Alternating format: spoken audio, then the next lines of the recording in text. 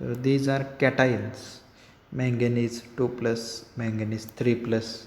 These are cationic forms of the manganese which are readily available for the plants. तो आपने chemistry में पढ़ा भी होगा इसके बारे में कि मैंगनीज जो है इसके पास बहुत सारे ऑक्सीडेशन स्टेट्स है, 2 प्लस वाला, 3 प्लस वाला, 4 प्लस वाला। तो ये ज़्यादा ऑक्सीडेशन स्टेट होती है मैंगनीज के पास ज़्यादा से ज़्यादा। तो पता है हम लोग को, तो वहाँ पे जैसा केमिस्ट्री में रिएक्शन के दौरान ये इम्पोर्टेंट है, वैसा ही प्लांट्स में भी इसका रोल है, प्लांट की लाइफ में भी इसका रोल है एज ए माइक्रो एलिमेंट। देखते हैं रोल्स क्या है मैंगनीज की। ये जो मैंगनीज है, it is an activator of many enzymes in plant system. ये मैंगनीज बहुत सारे एंजाइम का एक्टिवेटर बन के काम करता है, चाहे वो Mn2 प्लस के आयंस हो, Mn3 प्लस के आयंस हो, जो कुछ भी हो, इसका जो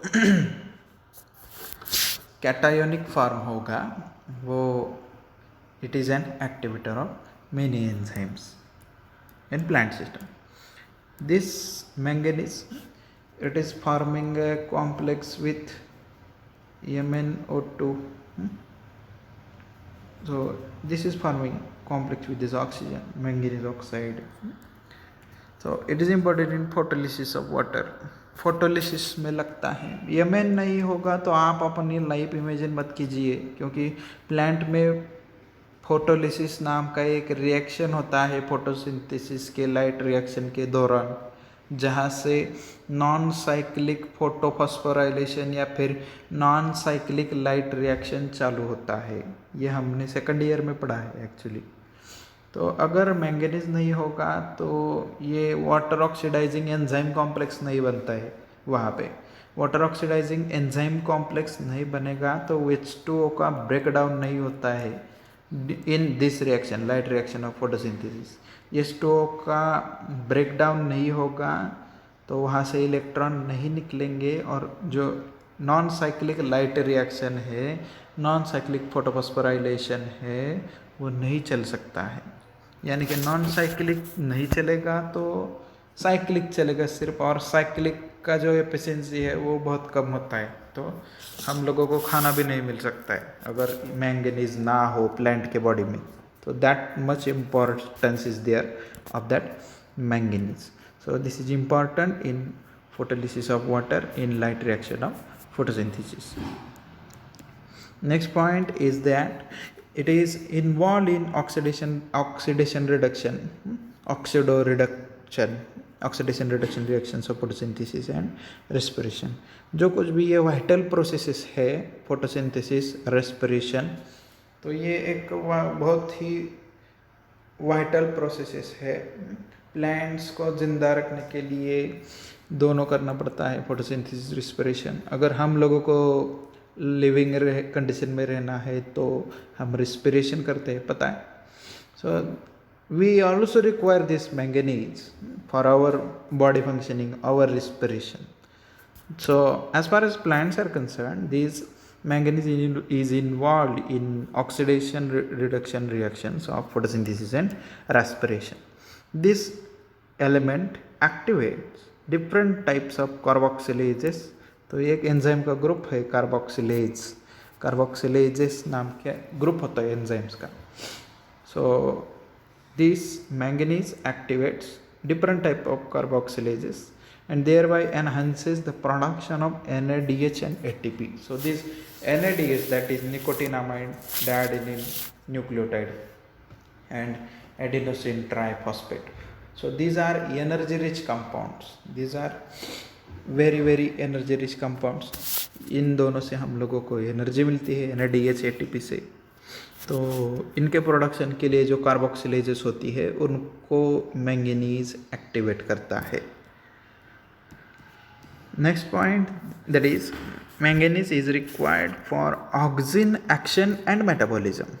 ऑक्सिन नाम का जो एक हार्मोन है प्लांट का, फाइटो हार्मोन, उसको काम करना है तो मैंगनीज वहाँ पे लगता है। So that is required for action of auxin and its metabolism. Auxin का मेटाबॉलिज्म जो चलता है उसके लिए भी ये इम्पॉर्टेंट है। Root and fall plant growth control, तो ऑक्सिन का एक्शन एंड मेटाबॉलिज्म को प्रोमोट करके मैंगनीज क्या करता है, तो indirectly that is controlling root and fall growth of the plant. तो ऑक्सिन का अच्छे से मेटाबॉलिज्म चलेगा प्लांट के अंदर, ऑक्सिन का काम अच्छे से चलेगा तो प्लांट का ग्रोथ अच्छे से होगा, रूट्स का ग्रोथ, शूट का ग्रोथ अच्छे से होगा।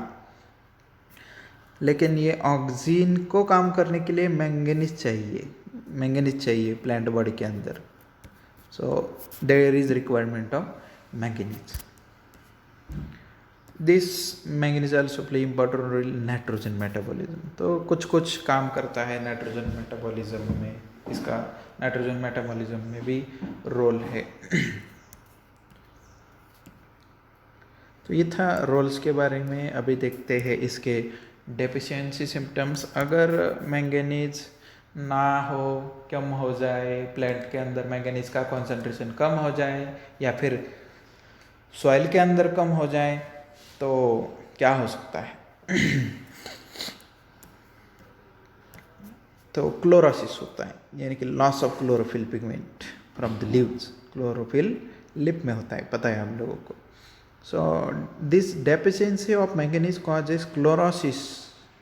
पहले तो क्लोरोसिस होगा, यानी कि क्लोरोफिल डैमेज होगा या फिर वहाँ पे सिंथेसिस कम होगा, क्लोरोफिल कम होने लगेगा, वहाँ पे लॉस होने लगेगा क्लोरोफिल का।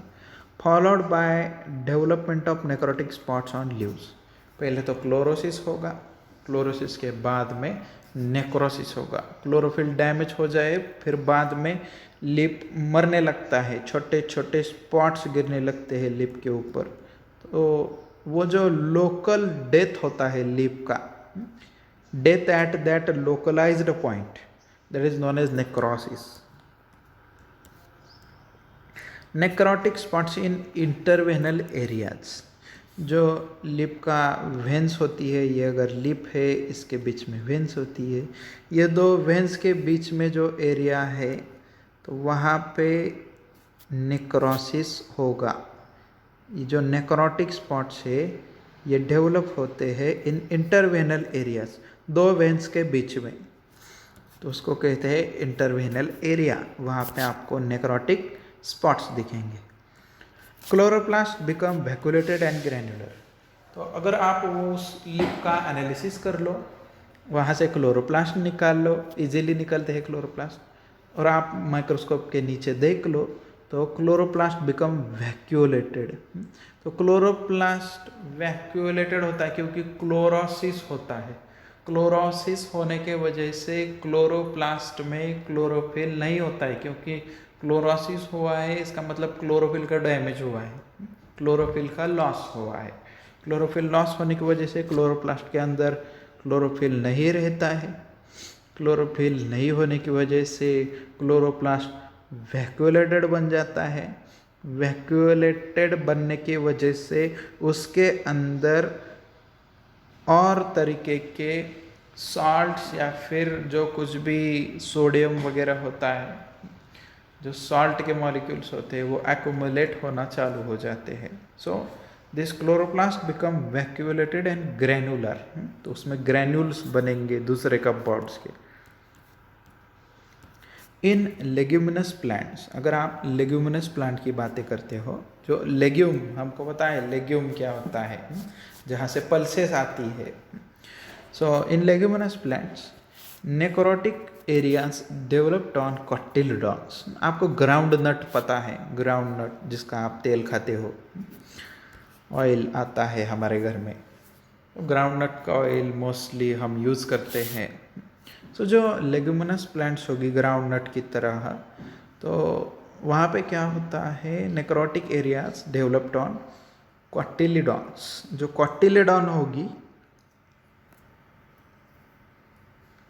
लिप में, जो सिड में जो कॉटिलिडॉन होगी, तो उस कॉटिलिडॉन्स के ऊपर